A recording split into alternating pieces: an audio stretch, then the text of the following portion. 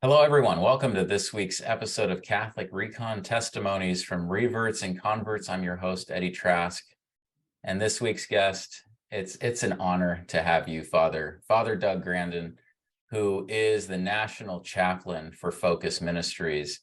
And I'll just say a few things about Father Doug. Well, first of all, he says here on this website, on the FOCUS website, that he travels a lot. And that's how my wife met you, is because you were traveling to our diocese.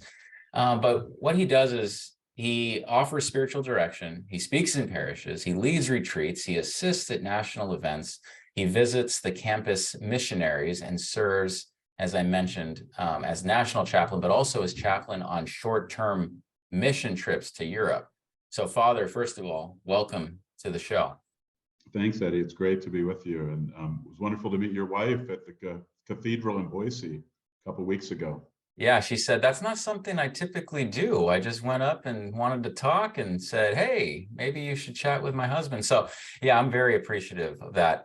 Before we get into your story, I had a question about the short-term mission trips to Europe. If you can explain what that entails as a chaplain, I'm very curious about that. And could I first say that I'm one of, I think we have 7 or 8 national chaplains now. Got it. Okay. And I'm one of 3 in Denver here now. FOCUS, we're celebrating our 25th anniversary. And for those who don't know, we train and send young, usually recent university graduates to about 900 universities around the country. And we have a handful in Europe in teams of 4 or more. And in fact, we have a team of 5 at Boise State University, and they're wonderful. Jesse is their team director.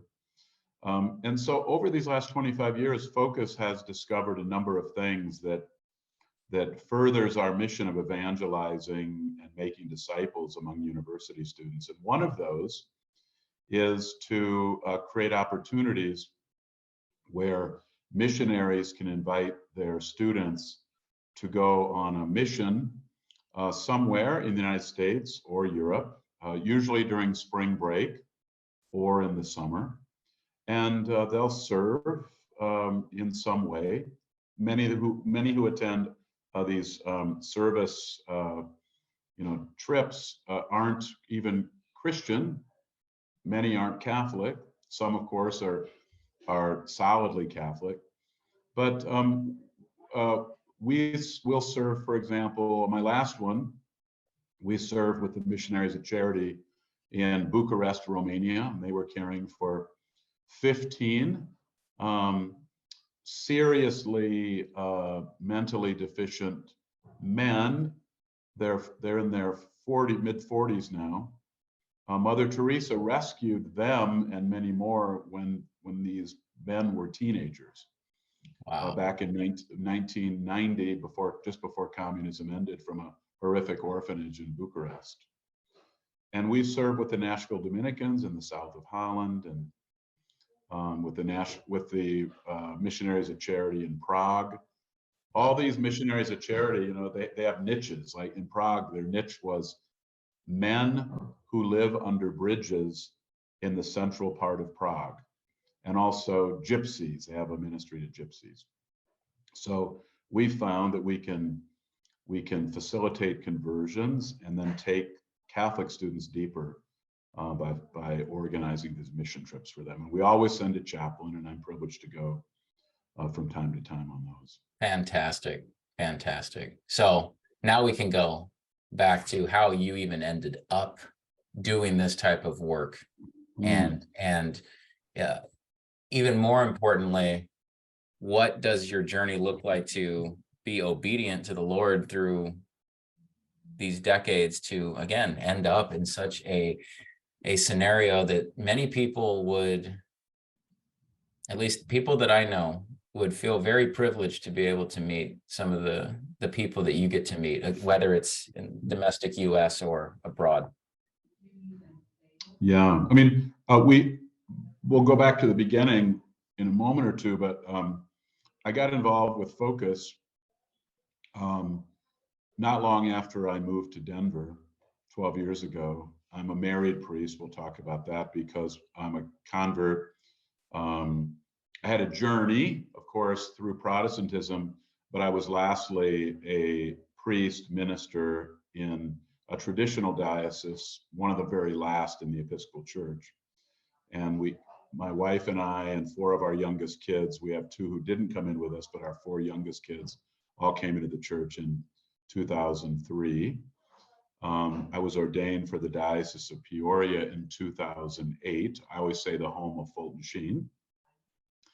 And 12 years ago, so it'd be 2011, my wife was hired by Archbishop Chaput. We think he's the best, now retired. He hired her to be the Respect Life Director for Denver and to open a pregnancy center as part of that responsibility across from the 2nd largest Planned Parenthood in the country. Wow. It takes up a whole city block. It's pretty nasty. And so I came out here, and not long after I came out, I was asked to celebrate an occasional mass up at we call it the Denver Support Center, just about 20 miles above Denver in the foothills. And we just had one national chaplain then, Father John Lager. And whenever he traveled, they needed help with masses. We have 2 masses every weekday up there. And so one of our staff would call me from time to time. That's how I started to get involved. And then I'm the assistant chaplain to Legatus here in Denver. And Curtis Martin was a member. And 8 or 9 years ago, Curtis asked me if I could give them 2 days a week. And I said I could while I was serving in a parish. And then 3 years ago, I was asked if I could be full-time, and the Archbishop Aquila, also an amazing leader, assigned me a little over 3 years ago to serve full-time with Focus. So that's how I got involved with Focus. Great. And so what you said, what year was that again? 2003, we came in 2003, we came into the church. And then you were ordained, you said 08? 2008. Okay. 2008. All right. So leading up to 03, I'm sure there were a lot of experiences. I mean, when you say traditional Episcopal diocese, well, actually, rather than going there, why don't you take us back to the beginning and get us up to that 2003 reception? Let me talk about that by mentioning a film that I saw. Maybe you've heard of it. Maybe your listeners have heard about it. Jesus Revolution. It's a new film. I think it won't be in theaters very long, but it's made $50 million already. Is that the one with Jonathan Rumi in it? Yeah. Yep. Who looks just like Jesus, except he's a hippie in this. And he plays a guy. There are 3 main characters who were instrumental in this amazing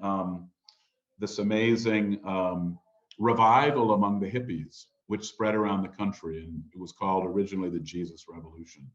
So I was watching that in a theater recently, all by myself. I sat in the middle of the theater, nobody else was there. Yeah. And a big part of that, a theme that goes through that is there's a guy sent by Time magazine, which was big back in 1971. So he's examining this thing that's happening in California in 70 and 71, and he writes a cover story for Time in 1971 in June.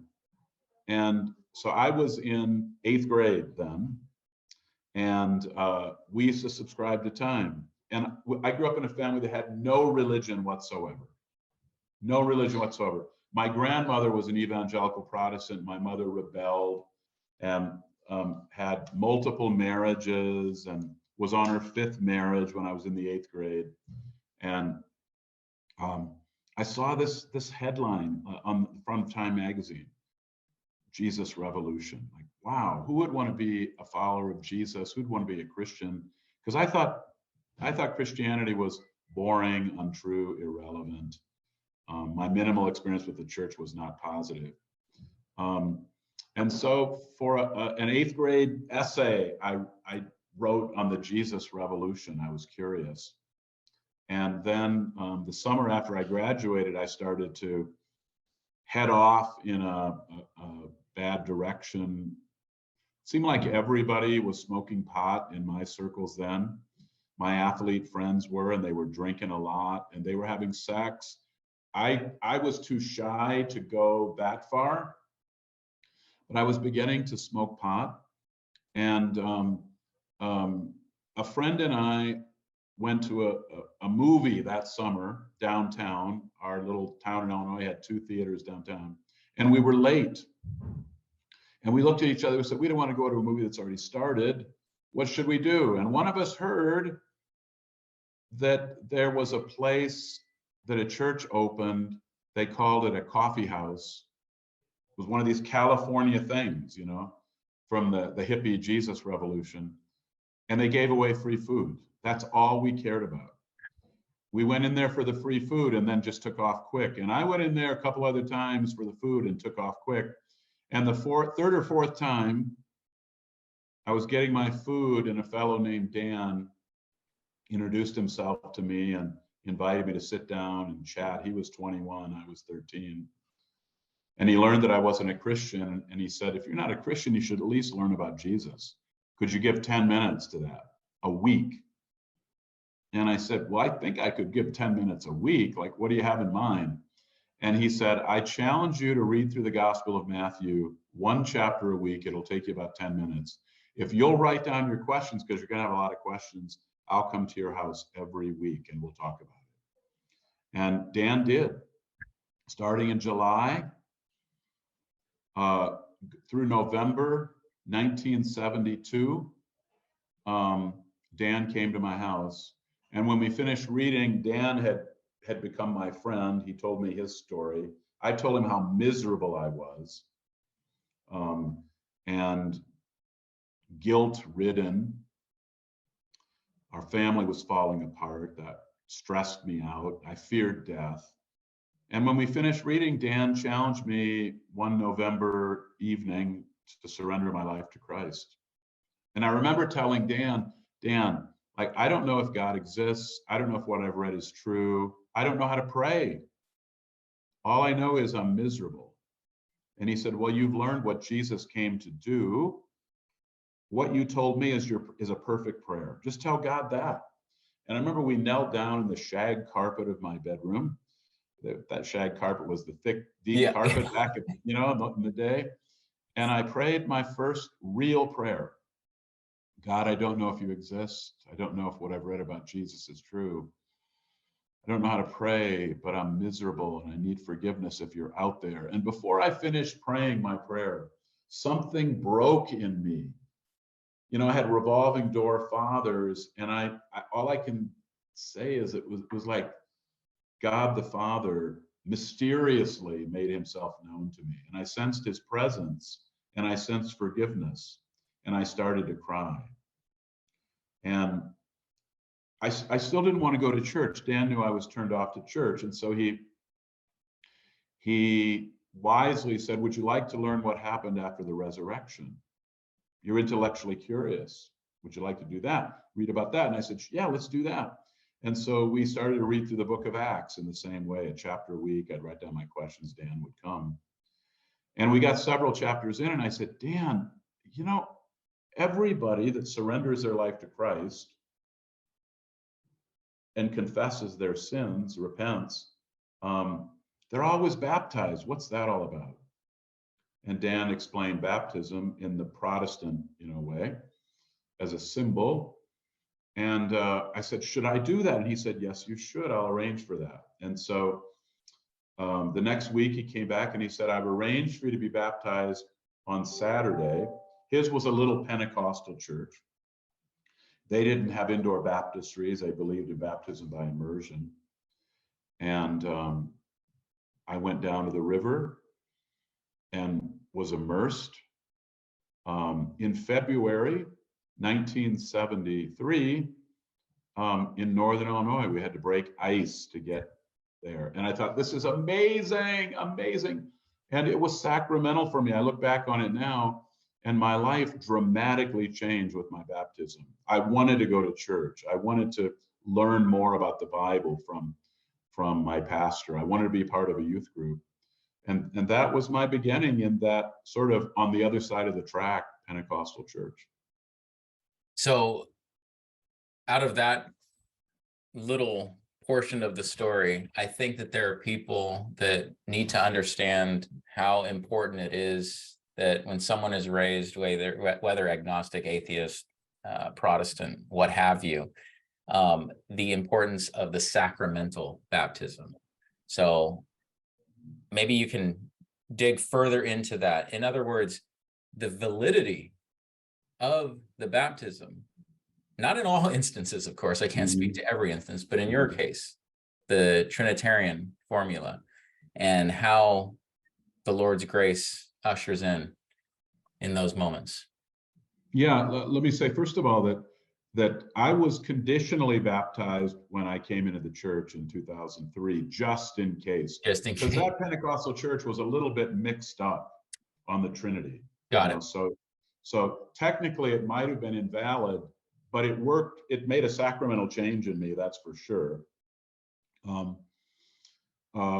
So Catholics understand that where Protestants baptize to fulfill Jesus' command, and they do it in water, and they do it in the name of the Father, Son, and Holy Spirit, that's sacramental. And it finishes the work of the intellectual conversion, which isn't enough. The intellectual conversion is important for an adult convert, but it's not enough. It has to be finished with sacramental baptism. And so we don't rebaptize when people come into the church unless there's some reason to believe that it was invalid. Yeah. So mine was possibly invalid, but I look back now and it sure made the change that we look for in a sacramental baptism in an adult convert. And of course, there were a whole lot of things I had to work through. If you're a truth seeker and a Protestant, you're probably going to move through more than one church before you become Catholic, because Protestants camp around different ideas and different practices. And often you outgrow some of those. Like I outgrew, after a while, it didn't make sense, this theology that receiving the Holy Spirit is a second experience demonstrated by speaking in tongues. So if you haven't spoken in tongues subsequent to your baptism, you don't have the Holy Spirit. Well, the Bible doesn't teach that. And it certainly doesn't teach that the Holy Spirit, the evidence that the Holy Spirit is present within a person is always speaking in tongues. Some people receive that gift still, but that's not evidence that one has the Holy Spirit, not exclusively the evidence. And there are a whole lot of other things I had to outgrow, the very emotional kind of worship, which to some degree is good, but it was pretty over the top and undisciplined. And then they were theologically mixed up on a lot of things, even beyond your normal Protestant. Sure. But a lot of good things happened there. My pastor taught me to love the Bible and study it seriously. When I was 15, he helped me through conversation. He was like a father that I never had. He helped me discern that I would be ordained one day. He was right. He helped me discern that I had a missionary calling. He was right. So that was a great beginning. I learned how to pray there. And I learned how to fast. Oh, in that church? Wow. We fasted. We would do 24-hour fasts or longer fasts, just drinking water. That was really good for me. I learned to tithe and then to give sacrificially beyond the tithe. Many things that I learned, but eventually I had to move on from that. Well, that was kind of my point with the baptism, actually, to make sure that you're accepting the good. And even if that was actual grace, as the church says, versus habitual or sanctifying grace, that's something to be That's something to give credit to. In other words, you got to take the good among all of these confusing times for so many people. So how long post-baptism were you attending what you would call a Pentecostal church, and when did you switch towards another denomination, or is there more than that? So a missionary. So again, my pastor helped me discern I'd be ordained someday, and that I had a missionary call. And so after my freshman year of high school, my freshman year of college, I graduated from high school a year early and went to the local junior college for my senior year. And after that first year at college, he arranged for me to drive a missionary around, a very heroic missionary who had been working in Eastern Europe, and there was an assassination attempt on his life in Yugoslavia. So he moved to Haiti for 7 years, and he was just going back to Yugoslavia when it was safer. And so my pastor arranged for me to drive him around, mostly from Illinois to the East Coast down to Florida. And then we spent 19 days in Haiti, and then went back up the East Coast. And every night except for Monday night, he was in a church preaching for money to support his mission. And so I got to see what he did, and he took me under his wing. And then I was working at my stepdad's newspaper, and every Christmas, people that worked at the newspaper back then, there were like, I don't know, 200 or so that worked there. We each got a month's pay as a Christmas bonus.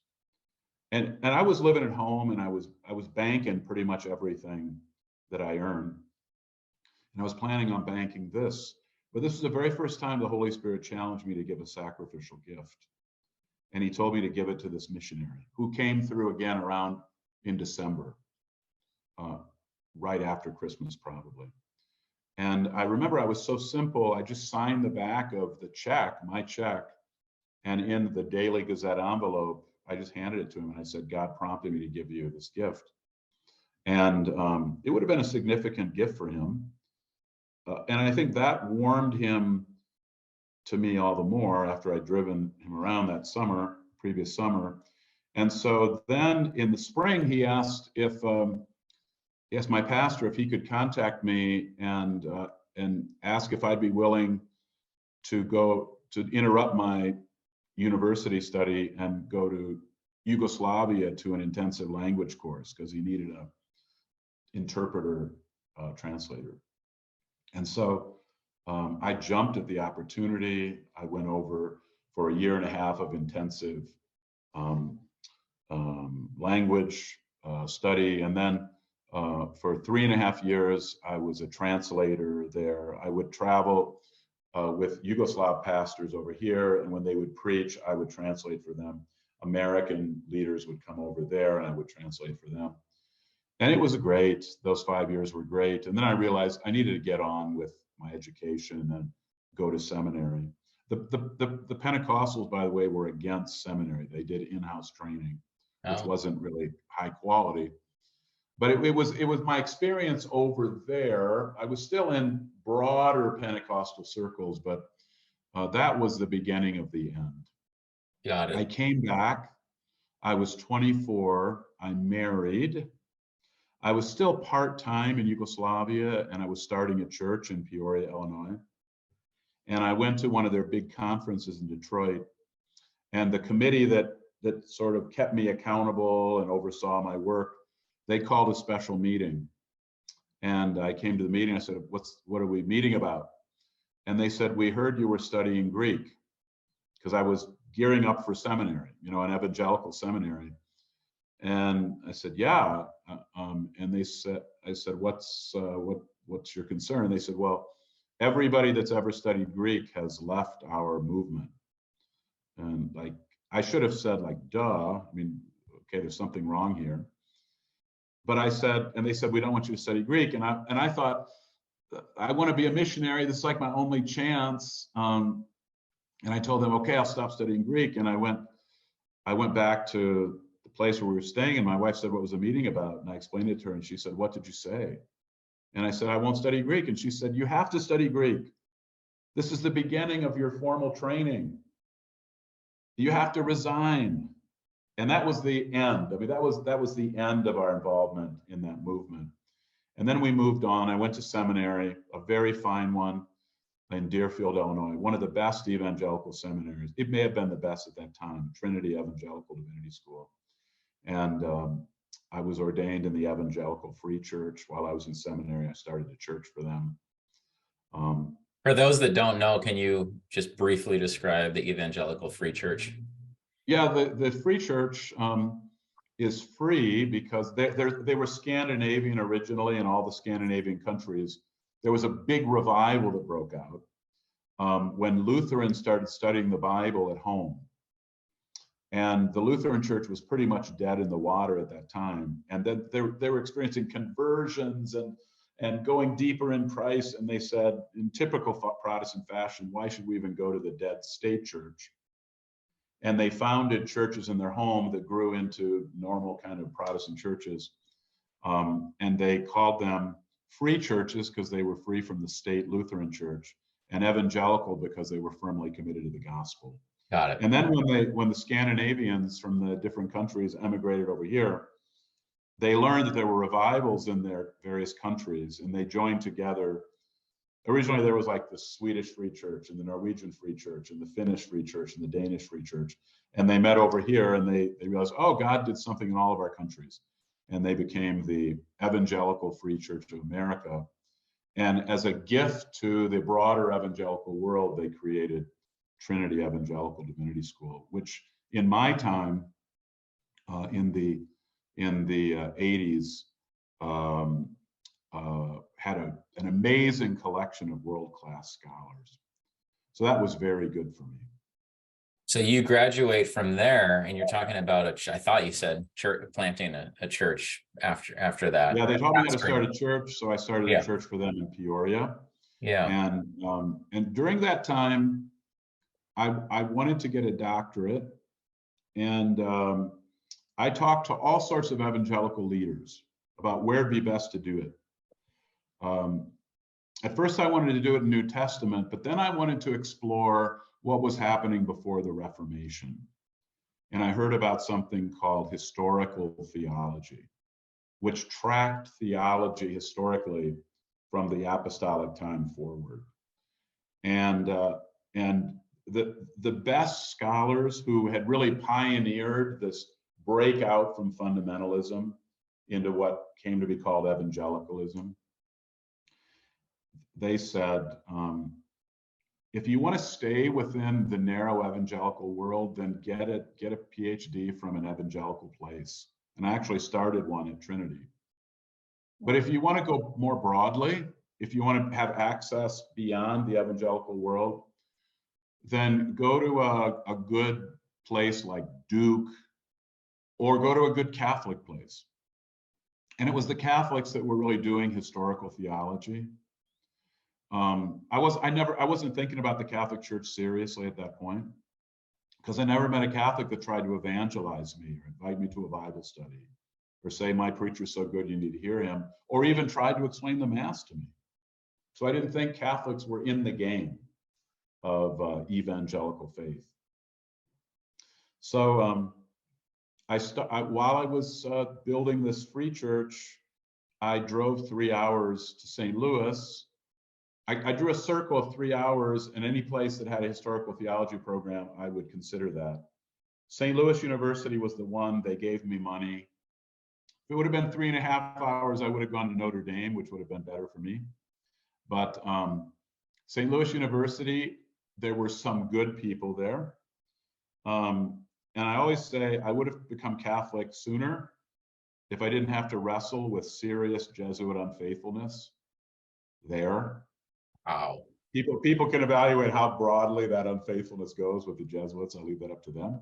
Sure. But I got a good dose of historical theology. There was a convert there who studied under the great Eamon Duffy, who dramatically changed the historical understanding of what was happening in the Catholic Church of England before Henry, made it the Protestant Church of England.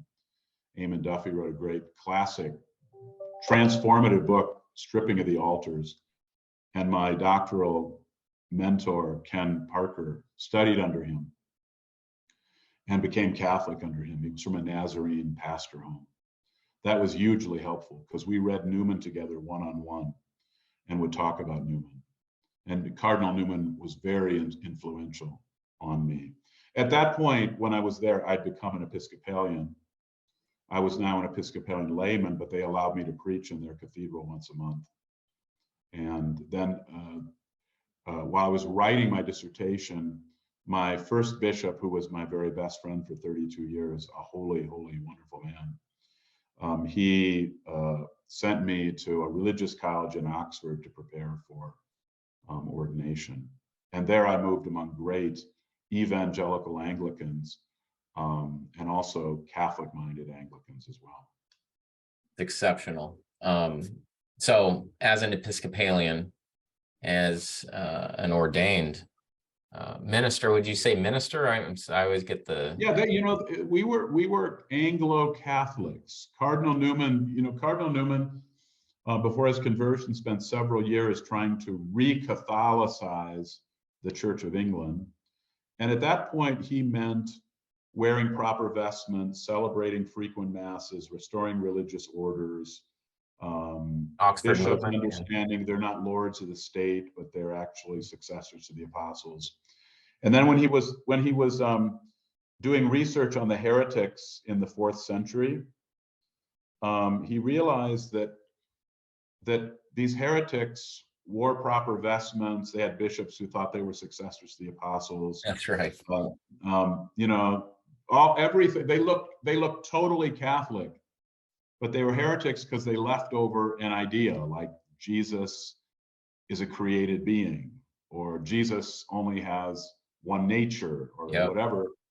And he realized, wow, I could make the Church of England, if I was totally successful, we could make the Church of England look Catholic, but we're still not Catholic because we're in a church that left over the idea that we don't need the Pope. Our monarch can be the head of the church. And he abandoned the project and became Catholic. And if you read his letters and diaries, he thought his spiritual life, as far as contributing, was pretty much over. But it certainly wasn't, of course. So that Newman's bravery really, and the reason why he became Catholic, really impacted me. But that his movement to re-Catholicize the Church of England splashed over into the United States, and our diocese was a so-called Anglo-Catholic diocese. In fact, it's there that I learned about apostolic succession, real presence, intercession of the saints, and things like that. And so I was ordained and I served 5 years, but in my 4th year, it became obvious to me that although I was ordained, as they said, a Catholic priest in the Anglican tradition, that my bishop didn't have authority to do that. He wasn't a bishop that truly had apostolic succession. That meant that I was not celebrating a valid mass, and we called it a mass, and it looked like a Catholic mass. And so I went to my second bishop, who was a very fine man, and said, I have serious doubts about whether I have the authority to celebrate a valid mass. I think I may be giving people just bread and wine, and I don't want to stand before the Lord with that possibility. And he said, well, if you think that, then you should become Roman Catholic. And so I'd actually already contacted the Bishop of Peoria, Illinois, and told him I was wrestling with this, please pray for me. And then we just finished it. And he asked me to stay. My Episcopal bishop asked me to stay. I wanted to leave in January after Christmas. He asked me to stay through Easter. And then we came to the church in June 2003. That's okay. Yep. Why do you believe, especially when you're saying this Catholic priest in an Anglican setting, right? Mm-hmm. And I know a lot of people do convert. For those that do not, what do you think the barrier is for them? Because this has come up quite a bit actually in conversation. Mm-hmm. Mm-hmm. Well, my journey really, like I said, I never met Catholics that I thought were evangelical. And then I read, in fact, my first Episcopal bishop By the way, my Episcopal bishop said it's pretty much over for the Episcopal Church. The Episcopal Church is overwhelmed by liberalism and heresy, and we're just fighting the last. Yeah, and my whole diocese of Quincy, Illinois, left the church 3 or 4 years after I did and became something Anglican. Oh, wow. Because they couldn't take it. So I knew when I came in that we were fighting a last ditch effort. Got it. But my first bishop and my second, they were both men of integrity. And my first bishop, as I said, he was my friend for 32 years. He died like a father to me for 32 years. My best friend. He died just last summer at the age of 94. And he gave me a book by Tom Howard, famous, before Scott Hahn, the most famous Catholic convert, from a very famous evangelical family, super famous evangelical family. And he had become Anglican and then Catholic. And he wrote this book called Evangelical is Not Enough. And my first bishop gave me that. And that really did interest me. And I was curious enough where 10 years before I became Catholic, I heard he was going to speak in Wheaton, Illinois, at Wheaton College. And I contacted him and asked if we could have breakfast. That was the very first contact with somebody who I knew was truly a believer in Catholic.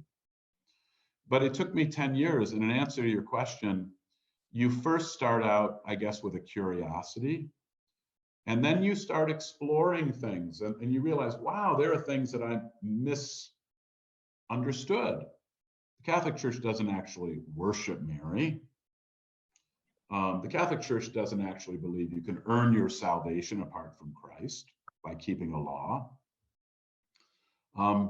And so little by little over time, I came to be convinced that the Catholic Church is the fullest expression of the truth with all of her warts and troubles.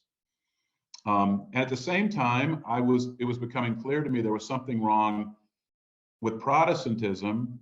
And it wasn't so much the theology. Of course, there are certain things that are wrong, but it's an ecclesiological disaster. They can't hold together. They're continually breaking apart because they don't follow the Catholic principle of bishops. But the Orthodox follow that principle of bishops, and they break apart into national entities. And so you need a unifying office in the Pope. And then I came to understand what papal infallibility involves a little better. But then again, going to the gist of your question, even when you wrestle down all those things and you're pretty well convinced, like I should be Catholic, you have to spend a lot of time counting the cost. If you're a lay Protestant, you still will have a parting of friends often, and if you're a clergyman, you lose your livelihood. Now, I had a PhD. I could teach philosophy or something somewhere, but I honestly felt like I was called to be ordained. I was called to be a missionary. I was called to preach with authority. And my wife said, when I told her that I thought we should become Catholic, that it broke her heart because she would never hear me preach again. I told her that when we were in England before I was ordained. And there's a longer story there. We became Catholic together 5 years later. But I was starting to get clarity, but I hadn't counted the cost yet. So I think the problem with some people is they're comfortable and they don't want to pursue the truth lest it make them uncomfortable. Other people see clearly, and they can't pay the cost. It just costs too much. It's hard to get through the eye of a needle with a mitre on. It's really hard. You have to take your mitre off and lay it at the feet of Jesus. It's hard to get through there with an Episcopal collar on. You have to take your collar off to get through there. It's hard when you are somebody, whether in a Protestant church, or in business or in media. It's hard to be a somebody and lay it down and become a nobody and then say, God, what will you give me back? That's what every one of us has to do. And truth be told, it's what every Catholic needs to do as well. Lay every success, every degree, every bank account, everything at the feet of Jesus and see what he'll give back. It's the only way in, I think. No, well said. It's not just clergy. It's the lay, and I talk to a lot of converts where they have to talk about the struggles of the implications of even mentioning that you are considering Catholicism. For a lot of people, that's one of the most difficult portions of the journey, is to just utter those words. I'm researching Catholicism, similar to you saying, yeah, I'm studying Greek. What's wrong with that?